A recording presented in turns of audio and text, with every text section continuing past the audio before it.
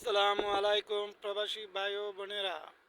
আমরা 1,20,00,000 প্রবাসে আছি। আমি শপথ করিতেছি যে কোটা আন্দোলনকারীদের দাবি না মেনে নেওয়া পর্যন্ত আমি আর একটি টাকা পাঠাবো না। ব্যাংকের মাধ্যমে যা পাঠাবো হুন্ডির মাধ্যমেই পাঠাবো। প্রয়োজন হলে, প্রয়োজন না হলে টাকা আর একটি টাকা ব্যাংকের মাধ্যমে যাবে না। আমরা প্রবাসী যারা আছি আপনারা সবাই ঐক্যবদ্ধ হন। কারণ আমরা কারণ আমরা প্রবাসে আছি। আমাদের যোগাযোগ বিচ্ছিন্ন করে দিয়েছে। আমাদের কি ছিল ভুল?